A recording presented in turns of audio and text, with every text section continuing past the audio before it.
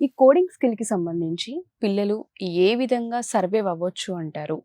ఈ స్మార్ట్ వాచ్‌కి సంబంధించి ఏ కోడింగ్ ద్వారా ఇది వర్క్ అవుతుంది అంటారు? ఇది ఫస్ట్ మీకు వర్క్ అవ్వాలి అంటే మొబైల్‌కి కనెక్ట్ అవ్వాలి. మొబైల్‌లో ఆ పర్టిక్యులర్ వాచ్ యొక్క యాప్ ఉంటది. ఆ యాప్‌కి కనెక్ట్ అవ్వాలి. యెస్. సో, ఆ కనెక్టివిటీ మనం బ్లూటూత్ ద్వారా ఇట్లాగా చేస్తాం.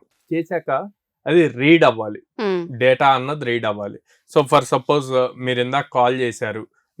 నాకు కాల్ వచ్చింది. మీరు కట్ చేశారు ఫైన్. ఒకవేళ నేను దానికి రిప్లై పంపియాలి, నేను కట్ చేయాలి అంటే చేయొచ్చు. డైరెక్ట్ గా మొబైల్ తో సంబంధం లేకుండా ఇక్కడ డైరెక్ట్ కట్ చేయొచ్చు.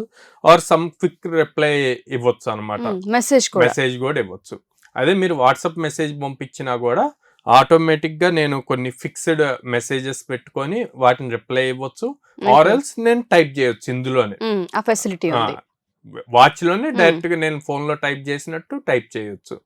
So 2 thing. లేదా నేను వాయిస్ మాట్లాడి అట్లాగైనా పంపించచ్చు. ఓకే. సో ఇన్ని ఫీచర్స్ అంటే లైక్ మొబైల్ ఎట్లా వాడుతున్నాం అది వాడుతున్నాం అనమాట. సో ప్రతి దాంట్లోనూ కోడింగ్ ఉంటది. ఓకే. ఇప్పుడు మీరు వాచ్ గురించి మాట్లాడారు. మనం ఇక్కడ మైక్ యూజ్ చేస్తున్నాము. ఈ మైక్ లో కూడా కోడింగ్ ఉంటుంది. సో కనెక్టివిటీ అవ్వటానికి. సో ప్రతి దానికి ప్రతి హార్డ్వేర్ డివైస్ లోను ఎంతో కొంత కోడింగ్ ఉంటది.